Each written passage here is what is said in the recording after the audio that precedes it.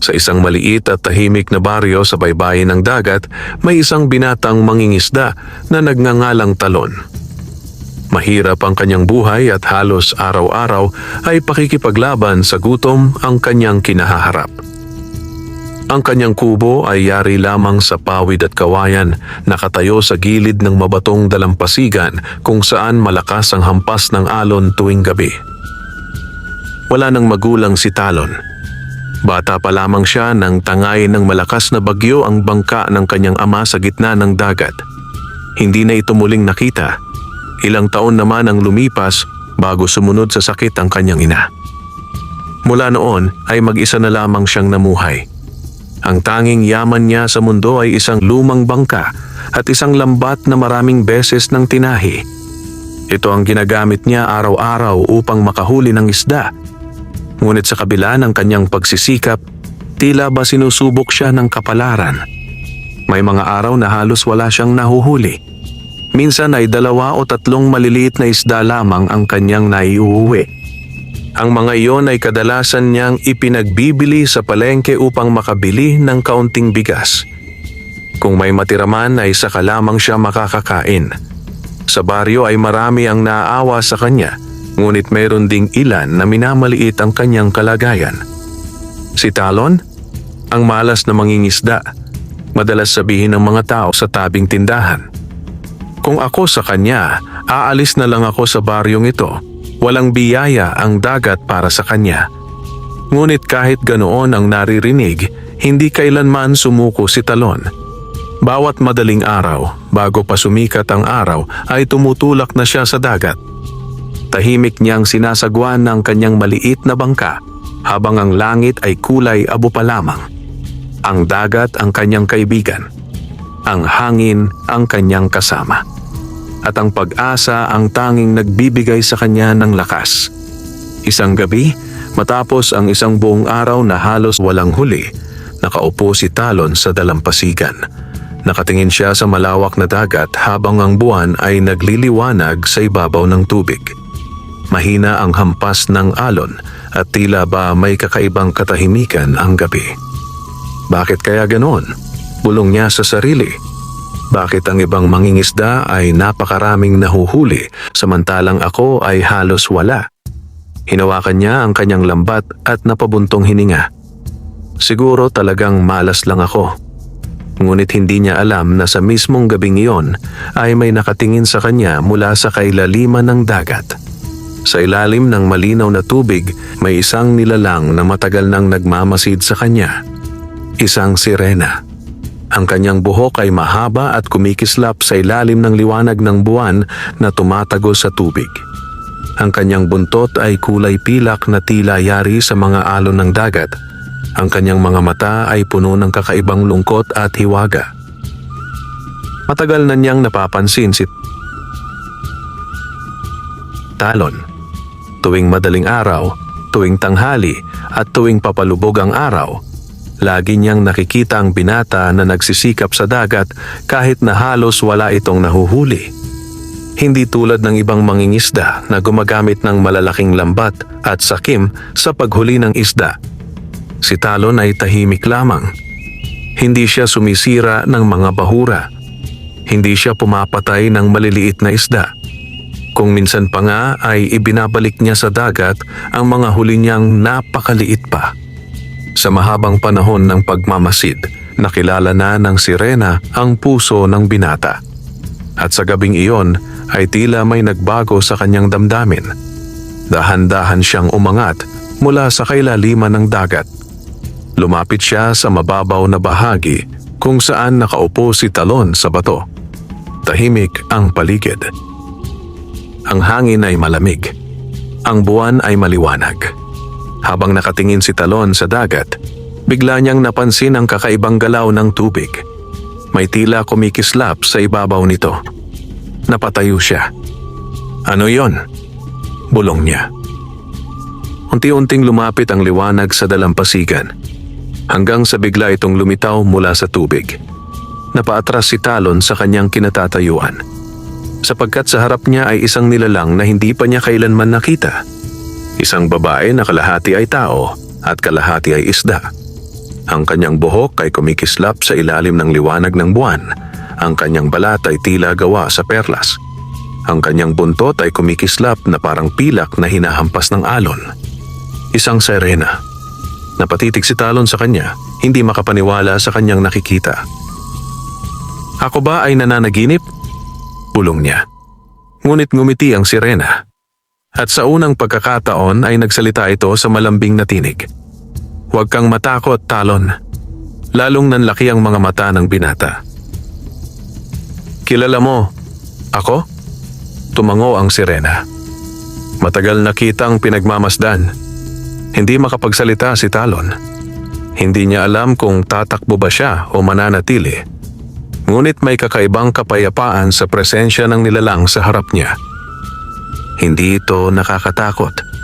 Sa halip ay tila ba may dalang hiwaga at kabutihan ang kanyang pagdating. Lumapit pa ng kaunti ang sirena sa mababaw na tubig. Alam kong mabuti ang iyong puso, sabi nito. Kahit mahirap ang iyong buhay, hindi ka naging sakim sa dagat. Tahimik lamang si Talon habang nakikinig. Maraming mangingisda ang sumisira sa tahanan ng mga nilalang sa dagat. Ngunit ikaw, iginagalang mo ang dagat. Huminga ng malalim ang sirena. Kaya nais kitang tulungan. Napakunot ang noo ni Talon. Tulungan? Tumango ang sirena. May kapangyarihan akong magbigay ng biyaya sa taong may mabuting puso. Lalong naguluhan ang binata. Biyaya? Ngumiti ang sirena habang ang alon ay dahan-dahang humahampas sa kanyang buntot. Simula bukas, Talon, hindi ka na magiging isang mahirap na mangingisda. Napatingin si Talon sa kanya. Hindi niya alam kung dapat ba siyang maniwala. Ngunit sa sandaling iyon ay may kakaibang liwanag na sumilay sa dagat. Ang mga alon ay tila kumikislap sa paligid ng sirena. At sa loob ng kanyang dibdib ay unti-unting sumibol ang isang damdaming matagal na niyang hinahanap. Pag-asa. Hindi niya alam na ang gabing iyon ang magsisimula ng isang himalang magbabago sa kanyang buhay magpakailanman.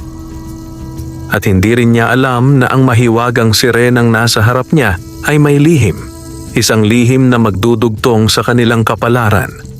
Sa kailaliman ng dagat at sa mundo ng mga tao. At sa pagsikat ng araw kinabukasan, magsisimula ang kwento ng mangingisdang si Talon na pinayaman ng isang sirenang kayang maging tao. Madilim pa ang langit nang magising si Talon kinabukasan. Ang malamig na hangin mula sa dagat ay pumapasok sa kanyang maliit na kubo habang ang mga alon ay marahang humahampas sa dalampasigan. Sandali siyang nakahiga habang nakatitig sa bubong na pawid. Ang kanyang isip ay puno ng tanong. Totoo ba ang lahat ng nangyari kagabi? O isa lamang itong panaginip na dulot ng kanyang pagod at gutom? Dahan-dahan siyang bumangon mula sa kanyang higaan. Lumabas siya ng kubo at tumingin sa dagat. Ang silangan ay bahagya ng namumula. Hudyat ng nalalapit na pagsikat ng araw. Tahimik ang paligid. Ang kanyang bangka ay naroon pa rin sa dalampasigan. Ang kanyang lambat ay nakasabit sa gilid ng kubo. Walang bakas ng anumang hiwaga. Napakamot si Talon sa ulo. Siguro, panaginip lang talaga iyon. Mahina niyang bulong. Ngunit kahit ganoon ang iniisip niya, may kakaibang pakiramdam sa kanyang dibdib. Para bang may nagbago sa hangin ng umagang iyon. Kinuha niya ang kanyang lambat at itinulak ang bangka papunta sa tubig. Katulad ng kanyang nakagawian, nagsagwan siya papunta sa bahaging madalas niyang pangisdaan. Ang dagat ay kalmado at ang hangin ay banayad. Unti-unting sumikat ang araw, pinapakulay ginto ang ibabaw ng tubig. Huminga ng malalim si Talon. Sige na nga, sabi niya sa sarili. Subukan na lang ulit. Inihagis niya ang lambat sa tubig. Tahimik siyang naghintay. Karaniwan ay matagal bago niya maramdaman ang anumang galaw sa lambat. Minsan pa nga ay wala talaga. Ngunit ilang sandali lamang ang lumipas nang bigla niyang maramdaman ang kakaibang bigat. Napakunot ang noo niya. Ano ito?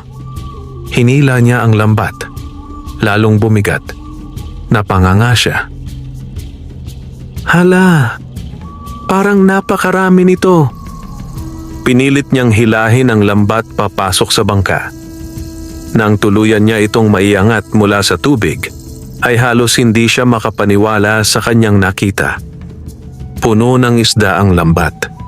Malalaki at sariwang isda na kumikislap sa ilalim ng sikat ng araw. May mga talakitok, maya-maya, at mga lapu-lapu na bihira niyang mahuli noon. Napaupo si Talon sa bangka habang nakatitig sa kanyang huli. Hindi ito maaari. Hindi kailanman nangyari sa kanya ang ganoong karaming huli sa isang bagsak ng lambat. Ngunit hindi pa doon nagtatapos ang hiwaga.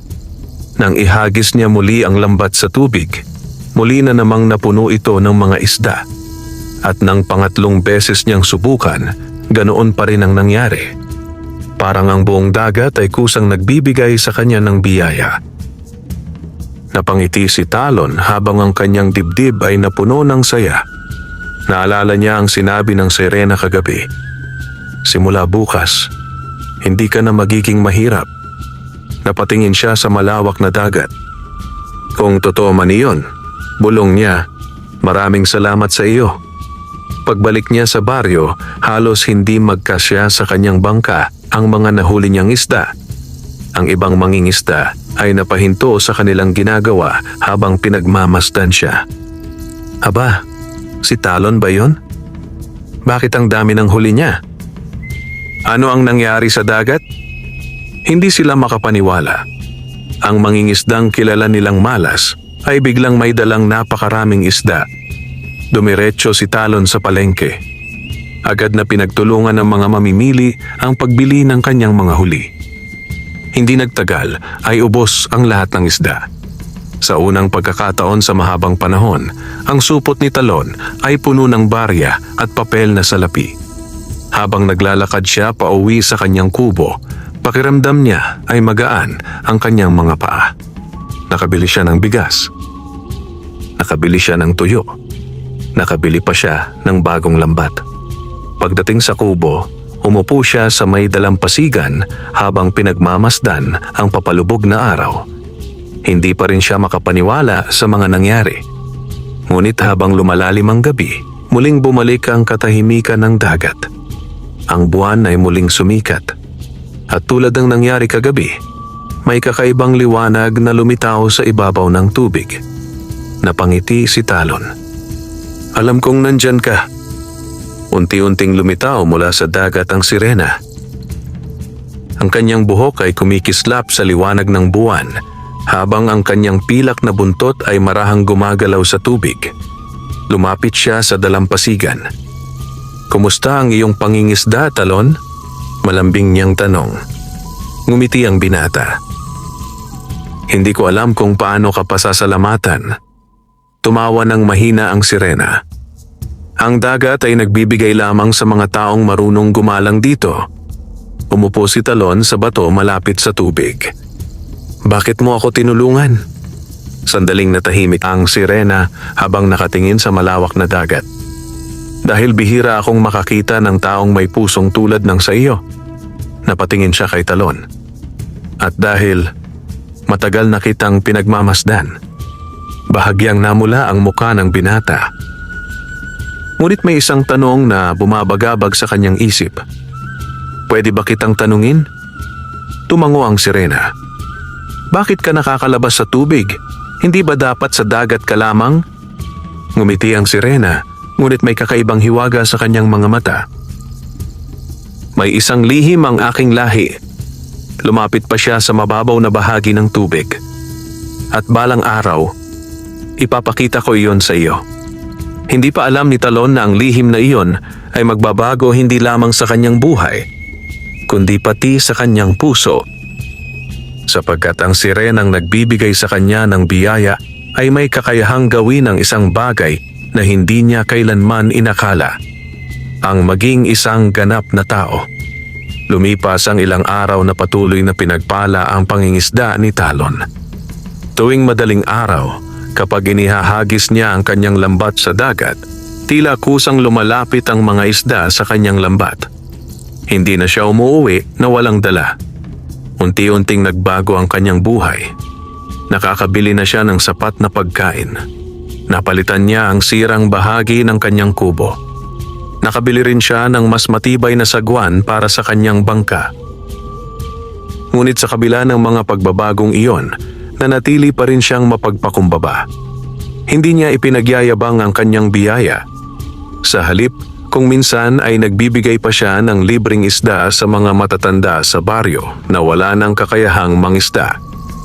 Dahil dito, unti-unting nagbago ang tingin ng mga tao sa kanya. Hindi na malas si Talon, sabi ng isang matandang mangingisda. Talagang pinagpala siya ng dagat. Ngunit may mga taong nagsimulang magtaka. Ano kaya ang sikreto niya? Bulong ng ilan. Araw-araw na lang siyang maraming huli. Hindi alam ng baryo na sa bawat gabi, may lihim na nagaganap sa dalampasigan. Tuwing sumisikat ang buwan, pumupunta si Talon sa malaking batong malapit sa dagat. Ang parehong lugar kung saan niya unang nakita ang sirena. At halos gabi-gabi ay lumilitaw ito mula sa tubig.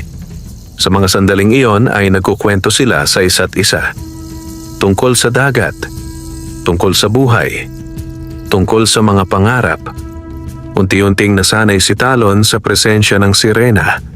Ang hiwaga na dati niyang kinatatakutan ay naging isang bagay na kanyang inaabangan. Isang gabi, habang maliwanag ang buwan at tahimik ang dagat, muling nagkita ang dalawa. Nakaupo si Talon sa bato habang nakatingin sa tubig. "Matagal ka yata ngayon?" sabi niya nang mapansin ang paglitaw ng sirena. Ngumiti ito habang umaangat mula sa alon. "May mga bagay sa ilalim ng dagat na kailangan kong asikasuhin," sagot niya. Umupo si Talon sa gilid ng bato at inilubog ang kanyang mga paa sa tubig. "Alam mo," sabi niya, "kung hindi dahil sa iyo, baka matagal na akong umalis sa baryong ito." Bahagyang tumawa ang sirena. "Hindi. Ang dagat ay laging may gantimpala sa taong matiyaga." Sandaling natahimik ang dalawa. Tanging ang marahang hampas ng alon ang maririnig. Pagkaraan ng ilang sandali ay naalala ni Talon ang tanong na matagal nang nasa isip niya. "Sinabi mo dati na may lihim ang iyong lahi," sabi niya. Tumingin ang sirena sa kanya. "Oh, pwede mo na bang sabihin?" Tahimik na tumingin ang sirena sa buwan. Para bang nag-iisip siya kung dapat ba niyang ipakita ang kanyang lihim. Maya-maya ay dahan-dahan siyang lumapit sa mababaw na bahagi ng dalampasigan. "Talon," sabi niya sa malumanay na tinig. "Ang lahi namin ay may kapangyarihang hindi alam ng mga tao." Napakunot ang noo ng binata. "Ano iyon?" Ngumiti ang sirena. "Kapag tinamaan ng liwanag ng buwan ang aming buntot habang kami ay nasa lupa, maaari kaming maging tao." Napanganga si Talon. "Talaga?" Tumango ang sirena. Lumapit pa siya sa dalampasigan hanggang sa halos nasa lupa na ang kalahati ng kanyang katawan. Tinamaan ng maliwanag na sinag ng buwan ang kanyang pilak na buntot. At sa mismong sandaling iyon ay may kakaibang liwanag na kumalat sa paligid. Kumikislap ang tubig. Parang may mga bituin na sumasayaw sa hangin. Hindi makapaniwala si Talon sa kanyang nakita. Unti-unting nagbago ang buntot ng sirena. Ang mga pilak na kaliskis ay naglaho. Ang mahaba nitong buntot ay naging 2 paa ng tao. Napatras si Talon sa sobrang pagkagulat. Sa harap niya ngayon ay isang napakagandang babae. Ang kanyang buhok ay mahaba at kumikislap sa liwanag ng buwan. Ang kanyang balat ay maputi na tila gawa sa perlas. Ngunit ang pinaka nakapagtataka ay ang kanyang mga paa. Mga paa ng isang tunay na tao. Ngumiti ang babae habang nakatayo sa buhangin. "Iyan ang aking lihim." Hindi makapagsalita si Talon. Pakiramdam niya ay tumigil ang mundo sa sandaling iyon. Hindi ako makapaniwala, sabi niya sa wakas. Naglakad ang babae ng dahan-dahan sa buhangin. Tila ba sanay na siya sa paglalakad bilang tao. Kapag sumikat ang araw, babalik din ang aking buntot, paliwanag niya. Tanging sa gabi lamang ako maaaring maging ganito. Matagal na tinitigan ni Talon ang babae. Ibig sabihin, pwede kang mabuhay kasama ng mga tao? Ngumiti ang sirena. Kung gugustuhin ko. Sandaling natahimik ang dalawa habang ang hangin sa dagat ay marahang dumadampi sa kanila. May kakaibang damdamin na nagsisimulang mabuo sa puso ni Talon. Hindi lamang paghanga, hindi lamang pagtataka, kundi isang damdaming hindi pa niya nararamdaman kailanman. Talon, sabi ng babae. Oo? Ano ang tingin mo sa mundo ng mga tao? Napaisip ang binata. Mahirap, pero maganda. Bakit? Dahil kahit mahirap ang buhay, may mga taong handang magmahal at tumulong sa isa't isa. Tahimik na napangiti ang sirena. Para bang ang sagot ni Talon ay matagal na niyang hinihintay.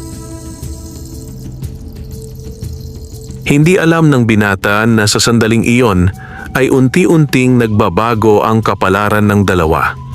Sapagkat ang sirena na nagiging tao tuwing gabi ay nagsisimula ng magkaroon ng isang pangarap. Isang pangarap na matagal nang ipinagbabawal sa kanilang lahi. Ang mamuhay sa mundo ng mga tao, kasama ang mangingisdang nagngangalang Talon. Mula nang ipakita ng sirena ang kanyang kakayahang maging tao, lalo pang naging mahiwaga ang bawat gabi sa buhay ni Talon. Hindi na lamang sila nag-uusap sa pagitan ng tubig at lupa. Ngayon ay magkasama na silang nakaupo sa buhangin habang pinagmamasdan ang buwan at ang tahimik na dagat. Sa tuwing sasapit ang gabi, dumadating ang sirena sa parehong dalampasigan. At sa ilalim ng liwanag ng buwan, ang kanyang pilak na buntot ay nagiging dalawang paa ng tao. Unti-unti na ring nasanay si Talon sa kanyang presensya. Sa una ay nahihiya pa siyang tumingin ng matagal sa sirena kapag ito ay nasa anyong tao. Ngunit habang tumatagal ay nagiging natural na lamang ang kanilang samahan. Isang gabi, maliwanag ang buwan at banayad ang hangin mula sa dagat. Ang mga alon ay marahang humahampas sa dalampasigan habang ang mga bituin ay kumikislap sa kalangitan. Nakaupo si Talon sa buhangin habang inaayos ang isang bagong lambat na binili niya mula sa palengke. Lumabas mula sa tubig ang sirena at tulad ng dati, nang tamaan ng liwanag ng buwan ng kanyang buntot, ito ay unti-unting naging dalawang paa. Naglakad siya papunta kay Talon. Abala ka yata, sabi niya habang nakangiti. Napatingin si Talon at napangiti rin. Ayusin ko lang ito. Ayokong masira agad. Umupo ang sirena sa tabi niya at pinagmamasdan ang ginagawa ng binata. Matagal silang hindi nagsalita. Ngunit ang katahimikan ay hindi nakakapagpabigat sa kanilang pakiramdam. Sa halip ay parang may kapayapaan sa sandaling iyon. Talon, sabi ng sirena makalipas ang ilang sandali. Oo? Masaya ka ba sa buhay mo ngayon? Huminto sa pag-aayos ng lambat ang binata. Tumingin siya sa malawak na dagat. Masaya, sagot niya. Mas masaya kaysa dati. Bakit? Dahil hindi na ako nagugutom at dahil may kausap na ako tuwing gabi. Napangiti ang sirena ngunit bahagyaring yumuko ang kanyang ulo. May isang bagay na bumabagabag sa kanyang isip. Napansin niyon ni Talon. May problema ba? Tanong niya. Umiling ang sirena ngunit makikita sa kanyang mga mata ang pag-aalinlangan. Talon, sabi niya sa mahinang tinig. May mga bagay na hindi mo pa alam tungkol sa aming lahi. Napakunot ang noo ng binata. Ano iyon? Tumingin ang sirena sa dagat na tila ba may naaalala siyang hindi maganda. Hindi dapat nakikipag-ugnayan ng mga sirena sa mga tao.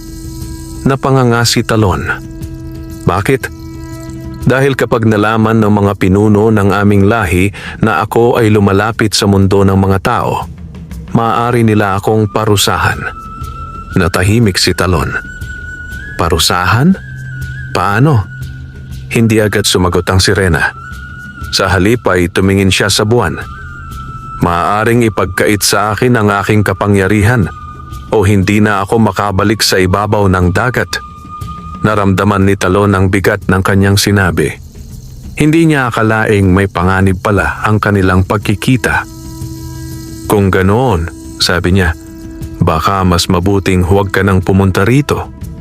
Ngunit agad na umiling ang sirena. Huli na. Nagulat si Talon. Bakit? Tumingin ang sirena sa kanya. Ang kanyang mga mata ay puno ng kakaibang damdamin. Dahil gusto kitang makita. Sandaling natigilan ang binata. Hindi niya inaasahan ang mga salitang iyon. Matagal na kitang pinagmamasdan bago pa tayo nag-usap.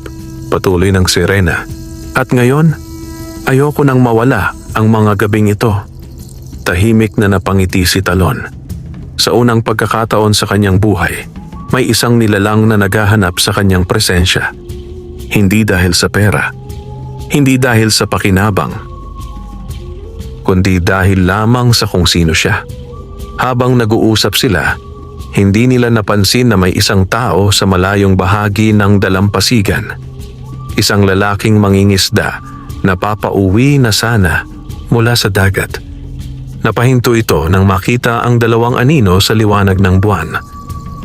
Si Talon iyon, bulong niya. Ngunit ang higit na ikinagulat niya ay ang babaeng kasama nito. Isang napakagandang babae na hindi pa niya kailanman nakita sa baryo. Nagkubli siya sa likod ng isang malaking bato habang nagmamasid. Hindi niya marinig ang kanilang usapan, ngunit malinaw niyang nakita ang babae na tila nanggaling sa dagat.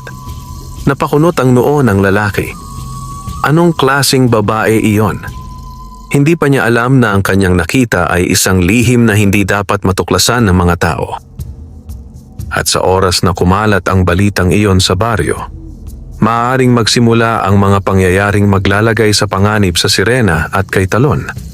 Habang sa dalampasigan ay patuloy na nagkukwentuhan ng dalawa, hindi nila alam na may mga matang nakamasid sa kanila mula sa dilim. At ang lihim na kanilang iningatan ay unti-unti nang papalapit sa sandaling mabubunyag. Kinabukasan, maagang gumising si Talon tulad ng kanyang nakasanayan. Ang malamig na hangin mula sa dagat ay dumadampi sa kanyang mukha habang itinutulak niya ang kanyang bangka papunta sa tubig. Tahimik ang umaga. Ang langit ay kulay abo pa lamang at ang araw ay hindi pa sumisikat. Tulad ng mga nakaraang araw, puno ng pag-asa ang kanyang dibdib habang nagsasagwan siya papunta sa gitna ng dagat. Muli niyang inihagis ang lambat. At gaya ng inaasahan, hindi nagtagal ay naramdaman niya ang bigat nito. Napangiti siya. Muli na namang napuno ng isda ang kanyang lambat. Malalaki at sariwang isda ang kumikislap sa ilalim na sinag ng sumisikat na araw. Hindi na siya nagulat sa himalang iyon, ngunit bawat araw ay pinasasalamatan pa rin niya ang dagat. Pagbalik niya sa baryo, tulad ng dati ay puno ang kanyang bangka ng huli. Ngunit sa araw na iyon ay may kakaibang pakiramdam siyang napansin. Ang mga tao sa baryo ay tila may pinag-uusapan. Habang inilalabas niya ang kanyang mga isda sa bangka, napansin niyang may ilang mangingisda na nakatingin sa kanya. May mga bulungan, may mga matang nagmamasid. Hindi niya alam kung bakit. Habang papunta siya sa palengke upang ibenta ang kanyang mga huli, may dalawang lalaki na nag-uusap sa tabi ng tindahan. Ako mismo ang nakakita kagabi, sabi ng isa. Sigurado ka ba? Tanong ng kasama nito. Hindi ako nagbibiro. May babaeng kasama si Talon sa dalampasigan. Napatigil sa paglalakad si Talon nang marinig ang kanyang pangalan. Patuloy ang usapan ng dalawang lalaki. Hindi ko pa nakita ang babaeng iyon sa baryo. Napakaganda raw. Baka naman may nililigawan na si Talon. Tahimik na naglakad si Talon papunta sa palengke habang ang kanyang isip ay nagsisimulang mag-alala. Ibig sabihin, may nakakita pala sa kanila kagabi. Matapos niyang maibenta ang kanyang mga isda, agad siyang umuwi sa kanyang kubo. Hindi niya alam kung ano ang mangyayari kung malaman ng buong baryo ang tungkol sa sirena. Umupo siya sa dalampasigan habang iniisip ang mga narinig niya. Ang alon ay marahang humahampas sa buhangin. Ang hangin ay malamig. Ngunit sa kanyang dibdib ay may bahagyang kaba. Hindi dapat nilang malaman, bulong niya sa sarili. Lumipas ang maghapon na puno ng pag-aalala si Talon. At nang sumapit ang gabi, tulad ng nakasanayan ay nagpunta siya sa malaking bato sa dalampasigan. Maliwanag ang buwan. Tahimik ang dagat. Ilang sandali siyang naghintay. Pagkaraan ng ilang minuto ay may kumislap na liwanag sa tubig. Unti-unting lumitaw ang sirena mula sa dagat. Nang tamaan ng liwanag ng buwan ang kanyang buntot, muli itong naging 2 paa. Naglakad siya papunta kay Talon. Ngunit agad niyang napansin ang kakaibang ekspresyon sa mukha ng binata. May problema ba? Tanong niya. Huminga ng malalim si Talon. May nakakita sa atin kagabi. Nanlaki ang mga mata ng sirena. Sino?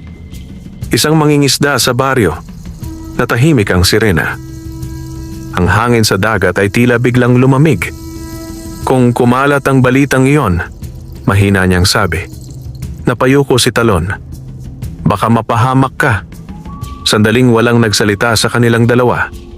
Ang tanging maririnig ay ang hampas ng alon sa dalampasigan. Maya-maya ay dahan-dahang tumingin ang sirena kay Talon. Kung mangyari man iyon, hindi kita sisisihin. Nagulat ang binata. Bakit? Dahil ako ang lumapit sa mundo ng mga tao. Umiling si Talon. Hindi kita pababayaan. Tumingin siya sa dagat. Kung kailangan nating itago ang lihim na ito, gagawin natin. Ngumiti ng bahagya ang sirena. Ngunit sa likod ng kanyang ngiti ay may pangamba. Hindi lamang dahil sa mga tao sa baryo, kundi dahil sa isang bagay na mas mapanganib. Sa kailaliman ng dagat, may mga nilalang na nagsisimula nang mapansin ang kanyang pagkawala tuwing gabi. At kapag nalaman ng mga pinuno ng mga sirena ang kanyang ginagawa, maaaring hindi na siya muling makabalik sa dalampasigan. Habang nakatayo ang dalawa sa ilalim ng liwanag ng buwan, hindi nila alam na ang lihim na nagbuklod sa kanila ay unti-unti nang nagiging dahilan ng panganib. At sa baryo, may mga taong nagsisimula ng maghinala na may kakaibang hiwaga sa buhay ng mangingisdang si Talon. Lumipas ang mga araw na patuloy ang pagbulong ng mga tao sa baryo.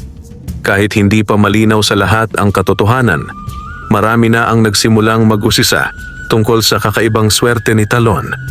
May ilan na nagsasabing pinagpala siya ng dagat. May ilan namang nagsasabing may lihim siyang tinatago. Ngunit sa kabila ng mga usap-usapan, nanatiling tahimik si Talon. Patuloy siyang nangingisda tuwing madaling araw at bumabalik sa dalampasigan tuwing gabi upang hintayin ang pagdating ng sirena. Gayunman, habang lumilipas ang panahon, hindi lamang sa baryo nagkakaroon ng mga mata na nagmamasid sa kanya. Sa kailaliman ng dagat, sa lugar kung saan hindi naaabot ng liwanag ng araw, may mga nilalang na nagsimulang magtaka. Sa isang malawak na kuweba sa ilalim ng dagat, nagtipo ng ilang sirena. Ang kanilang mga buntot ay kumikislap sa malamlam na liwanag ng mga kabibe at perlas na nakadikit sa mga bato ng kuweba. Sa gitna nila ay isang matandang sirena na may mahabang buhok na kulay pilak. Siya ang isa sa mga pinuno ng kanilang lahi. Tila may nawawala sa ating mga anak ng dagat tuwing gabi, sabi ng matandang sirena sa malalim na tinig. Tahimik ang buong kuweba. Isa sa mga batang sirena ang lumapit. Pinuno, si Liraya po. Ang pangalang iyon ay tumagos sa katahimikan ng kuweba. Si Liraya, ang sirenang madalas pumunta sa dalampasigan upang makita si Talon. Ano ang ginagawa niya? Tanong ng pinuno. Nagalangan ang batang sirena bago sumagot.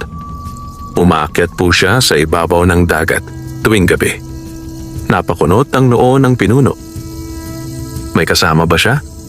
Sandaling natahimik ang batang sirena. Pagkatapos ay marahan itong tumango. Isang tao. Biglang nagbago ang ekspresyon ng pinuno. Ang ibang sirena sa kuweba ay nagkatinginan. Isang tao? Ulit ng pinuno. Opo. Nagkaroon ng mabigat na katahimikan sa buong kuweba. Sa kanilang lahi, may isang batas na matagal nang sinusunod. Ang mga sirena ay hindi dapat makialam sa mundo ng mga tao.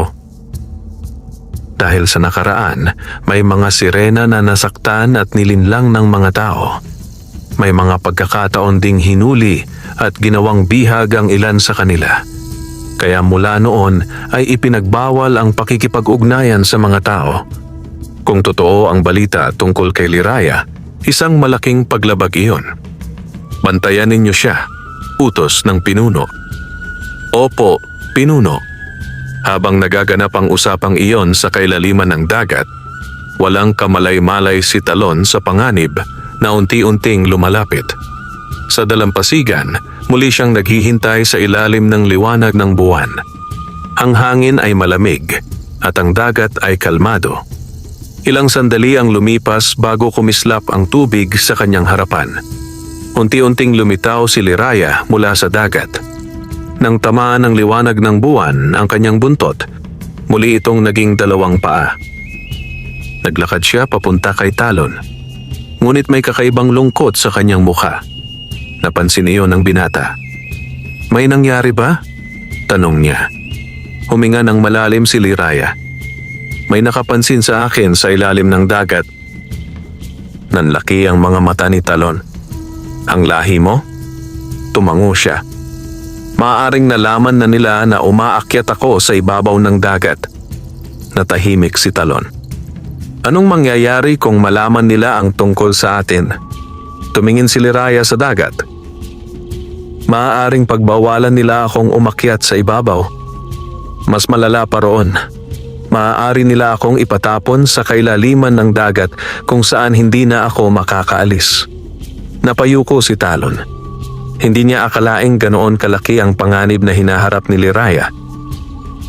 Kung ganoon, sabi niya, matapos ang ilang sandali, baka dapat na nating itigil ito.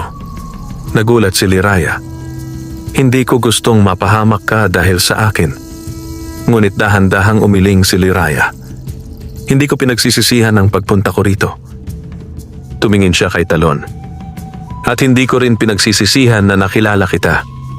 Ang hangin ay marahang dumampi sa kanilang dalawa habang nakatayo sila sa dalampasigan. Hindi nila alam na sa malayong bahagi ng dagat may dalawang sirena na nakasilip mula sa ilalim ng tubig. Tahimik nilang pinagmamasdan si Liraya at ang mangingisdang kasama nito. Isa sa kanila ay mabilis na lumangoy palayo, patungo sa kailaliman ng dagat, upang ibalita sa kanilang pinuno ang nakita. At sa sandaling makarating ang balitang iyon sa kaharian ng mga sirena, maaaring magsimula ang isang pangyayaring maglalagay sa matinding panganib kay Liraya at sa mangingisdang si Talon. Sa kailaliman ng dagat, sa loob ng isang napakalawak na kuweba na napapalibutan ng mga kumikislap na perlas at makukulay na korales, nagtipo ng mga pinuno ng mga sirena.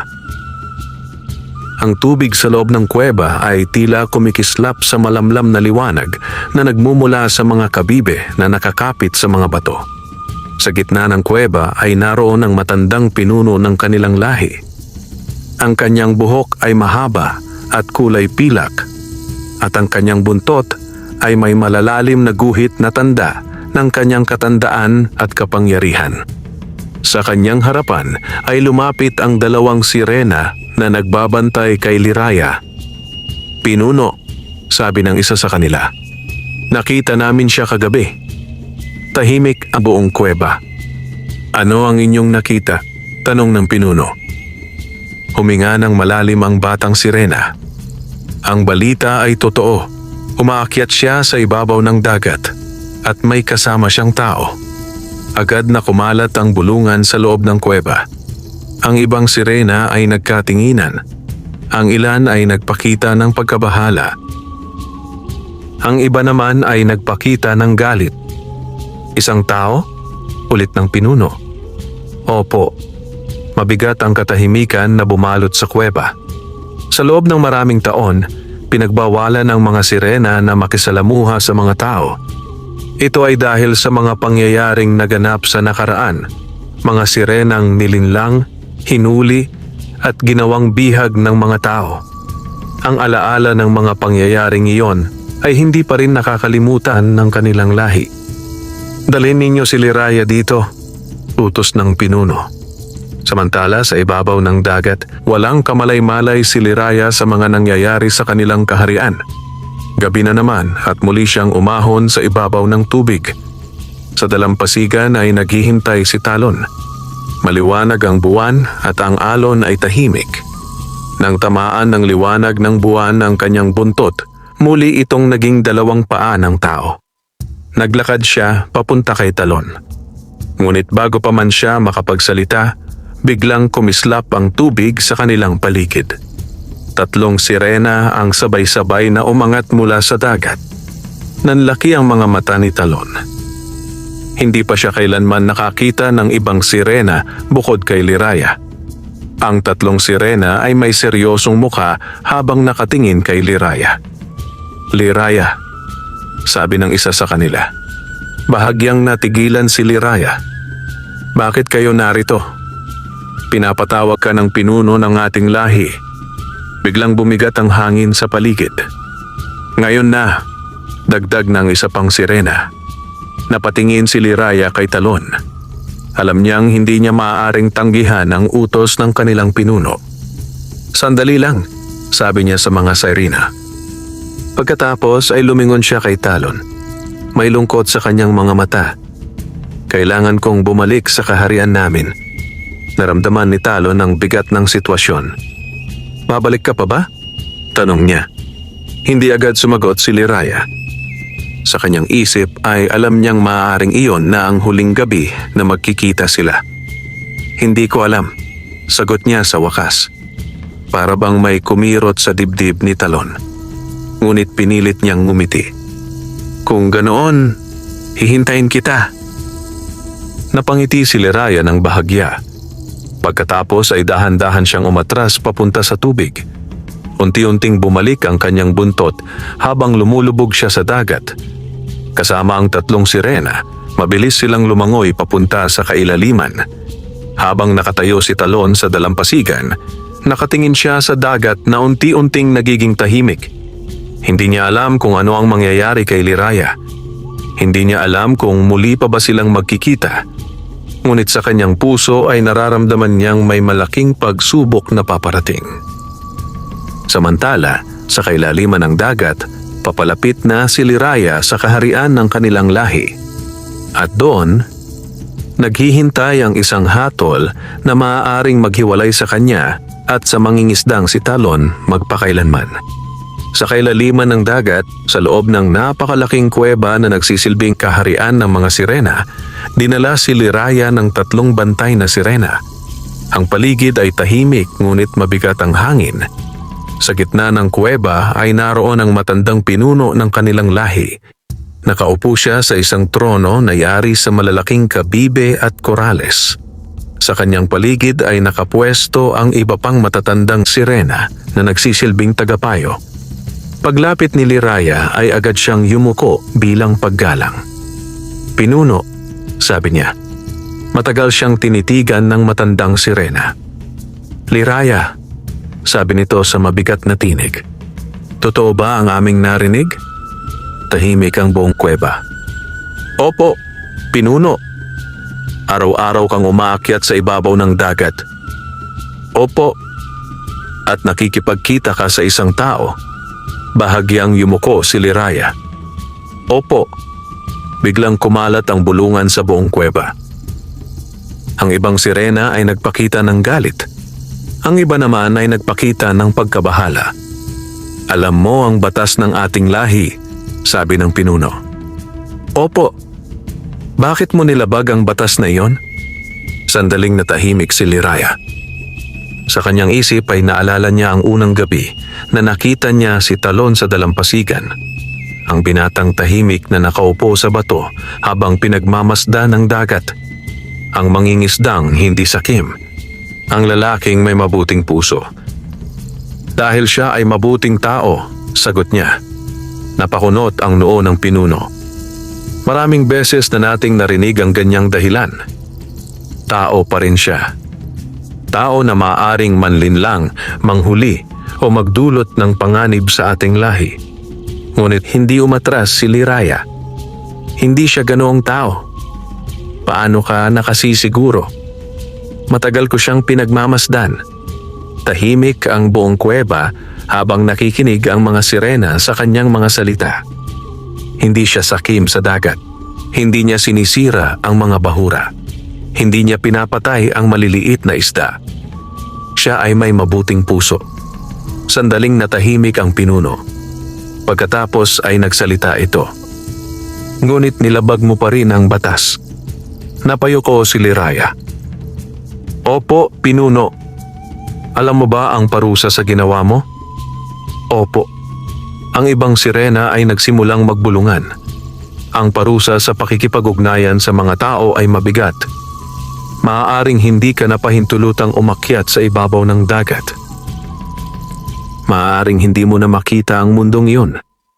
Nanatiling tahimik si Liraya. Ngunit sa loob ng kanyang puso ay naalala niya ang dalampasigan, ang buwan, at si Talon na naghihintay sa kanya tuwing gabi. Huminga ng malalim ang pinuno. Gayunpaman, sabi nito, bibigyan kita ng isang pagkakataon. Napatingin si Liraya. Isang pagkakataon? Tumango ang pinuno. Kung handa kang kalimutan ang taong iyon at manatili sa ating kaharian, patatawarin ka namin. Nabigla si Liraya. Kalimutan? Si Talon? Oo. Hindi ka na muling aakyat sa ibabaw ng dagat. Hindi mo na siya makikita. Muling bumalot ang katahimikan sa kuweba. Alam ni Liraya na iyon ang pinakamadaling paraan upang makaiwas sa parusa. Kailangan lamang niyang kalimutan ang mangingisdang nakilala niya. Ngunit sa kanyang puso ay alam niyang hindi iyon madali. Sa kanyang isip ay muling sumagi ang alaala ng binata. Ang kanyang kabaitan, ang kanyang mga ngiti, at ang paraan ng kanyang paghihintay tuwing gabi. Dahan-dahang tumingala si Liraya. At kung hindi ko siya kalimutan? Tanong niya. Ang mga mata ng pinuno ay naging malamig. Kung ganoon, pipili ka sa pagitan ng dalawang mundo. Tao o dagat. Nanlaki ang mga mata ni Liraya. Kung pipiliin mong manatili sa mundo ng mga tao, hindi ka na muling makakabalik sa aming kaharian. Ang buong kuweba ay natahimik. Ang desisyon na iyon ay hindi lamang simpleng pagpili. Ito ay isang desisyong magbabago sa kanyang buong buhay. Sa ibabaw ng dagat, sa dalampasigan, walang kamalay-malay si Talon sa mga nangyayari sa ilalim ng dagat. Sa ilalim ng liwanag ng buwan, muli siyang nakaupo sa malaking bato. Naghihintay. Umaasa. Habang pinagmamasdan ng tahimik na dagat. Hindi niya alam na sa mismong sandaling iyon, ang sirenang kanyang hinihintay ay kailangang pumili sa pagitan ng kanyang kaharian at ng mangingisdang si Talon. Sa kailaliman ng dagat ay nananatiling tahimik ang buong kuweba ng mga sirena. Lahat ng mata ay nakatutok kay Liraya habang hinihintay ang kanyang sagot. Ang alon sa loob ng kuweba ay marahang gumagalaw. Ngunit ang katahimikan ay mabigat. Sa harap niya ay nakaupo ang pinuno ng kanilang lahi, matanda at makapangyarihan, naghihintay sa kanyang desisyon. Pumili ka, sabi ng pinuno. Ang mundo ng dagat o ang mundo ng mga tao? Naramdaman ni Liraya ang bigat ng mga salitang iyon. Kung pipiliin niya ang dagat, mananatili siyang bahagi ng kanyang lahi. Patuloy siyang mabubuhay sa kanilang kaharian kasama ang mga sirena na matagal na niyang kinilala. Ngunit hindi na niya muling makikita si Talon. Hindi na niya mararanasan ang malamig na hangin sa dalampasigan. Hindi na niya maririnig ang kanyang mga kwento. Kung pipiliin naman niya ang mundo ng mga tao, mawawala sa kanya ang kanyang tahanan sa dagat. Hindi na siya makakabalik sa kaharian ng mga sirena. Habang iniisip niya ang dalawang landas, naalala niya ang unang gabi na nakita niya si Talon. Ang mangingisdang tahimik na nakaupo sa bato. Ang lalaking may pusong mabuti. Ang lalaking hindi sakim sa dagat. Dahan-dahan siyang tumingala. "Pinuno," sabi niya sa malinaw ngunit mahinang tinig. Natahimik ang buong kuweba. Pinipili ko ang mundo ng mga tao. Parang huminto ang daloy ng tubig sa sandaling iyon. Ang ibang sirena ay nagulat. Ang ilan ay nagbulungan. Ang pinuno ay matagal na tinitigan si Liraya. "Sigurado ka ba sa iyong desisyon?" tanong nito. "Opo. Kapag pinili mo ang mundong iyon, hindi ka na magiging sirena." Nanlaki ang mga mata ng ibang sirena. Ngunit hindi umatras si Liraya. "Handa ako." Huminga ng malalim ang pinuno. "Kung ganoon mangyayari ang pagbabago ngayong gabi." Ang mga sirena sa paligid ay umatras ng bahagya. "Kapag sumikat ang araw bukas," patuloy ng pinuno, "magiging ganap kang tao. Ang iyong buntot ay magiging 2 paa magpakailanman. Ngunit kapalit nito, hindi ka na muling makakabalik sa dagat bilang sirena." Natahimik si Liraya. Alam niyang iyon na ang kapalaran na kanyang pinili. "May isa pa," dagdag ng pinuno. Napatingin siya. "Ang kapangyarihang ibinigay mo sa mangingisdang iyon, ang biyaya ng dagat, ay mawawala rin. Kapag ikaw ay naging tao, ang dagat ay hindi na muling magbibigay sa kanya ng himala." Bahagyang napayuko si Liraya. Ngunit hindi nagbago ang kanyang desisyon. "Tinatanggap ko iyon." Tumango ang pinuno. "Kung ganoon, magpaalam ka na sa dagat." Sa ibabaw ng tubig, sa dalampasigan, nakaupo pa rin si Talon sa malaking bato. Matagal na siyang naghihintay. Ang buwan ay nasa gitna na ng kalangitan. Tahimik ang dagat. Napabuntong hininga siya. Siguro, hindi na siya makakabalik. Mahina niya bulong. Ngunit sa mismong sandaling iyon, biglang kumislap ang tubig sa kanyang harapan. Napatingin siya. Unti-unting umahon si Liraya mula sa dagat. Ngunit may kakaibang bagay sa kanyang mukha. May lungkot. May bigat. Ngunit mayroon ding kapayapaan. Nang tamaan ng liwanag ng buwan ang kanyang buntot, muli itong naging 2 paa. Lumakad siya papunta kay Talon. "Akalain ko, hindi ka na babalik," sabi ng binata. Ngumiti si Liraya ng bahagya. "Bumalik ako." "Ano ang nangyari?" Sandaling tumingin si Liraya sa dagat. "Pinapili ako ng aming pinuno." Napakunot ang noo ni Talon. Sa pagitan ng dagat at ng mundo ng mga tao, tahimik na nakinig si Talon. "Alam mo ba kung ano ang pinili ko?" tanong ni Liraya. Hindi agad sumagot ang binata. Sa kanyang dibdib ay may kakaibang kaba. Ang mundo ng mga tao. Nanlaki ang mga mata ni Talon. "Pero, ibig sabihin, hindi na ako makakabalik sa dagat bilang sirena," sagot ni Liraya. Ang hangin sa dalampasigan ay tila huminto. Hindi makapagsalita si Talon. "Bakit mo ginawa iyon?" tanong niya sa wakas. Ngumiti si Liraya. "Dahil sa iyo." At sa malayo, sa silangan, unti-unting nagsisimulang lumiwanag ang langit. Ang araw ay papalapit na sa pagsikat.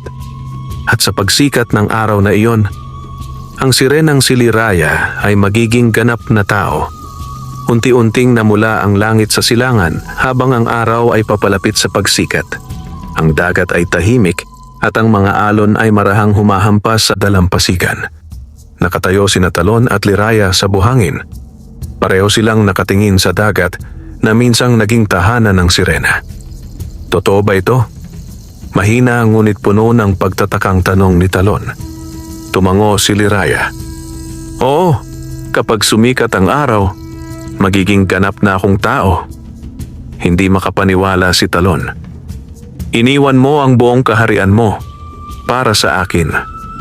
Ngumiti si Liraya. Hindi ko iniwan dahil sa kalungkutan.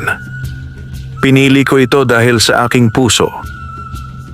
Tahimik na tumingin si Talon sa kanya. Sa loob ng maraming taon ay mag-isa lamang siyang namuhay. Wala siyang pamilya. Wala siyang karamay sa hirap ng buhay. Ngunit ngayon, sa harap niya ay isang nilalang na piniling iwan ang sariling mundo upang makasama siya. Unti-unting sumilip ang unang sinag ng araw sa ibabaw ng dagat. Sa sandaling iyon ay may kakaibang liwanag na bumalot sa katawan ni Liraya. Parang ang sinag ng araw ay kumikislap sa kanyang balat. Napaatras ng bahagya si Talon sa pagtataka. Unti-unting naglaho ang huling bakas ng hiwaga ng dagat sa kanyang katawan. Ang kanyang mga paa ay naging ganap na paa ng tao. Wala na ang pilak na kaliskis. Wala na ang buntot ng sirena. Si Liraya ay isa ng ganap na tao. Tahimik silang nagkatinginan. Masakit ba? Tanong ni Talon. Umiling si Liraya. Hindi. Huminga siya ng malalim habang ang hangin mula sa dagat ay dumadampi sa kanyang mukha. Ngayon ko lang naramdaman ang ganitong hangin. Napangiti si Talon. Iyan ang hangin ng mundo ng mga tao. Habang nag-uusap sila, napansin ni Talon ang isang bagay.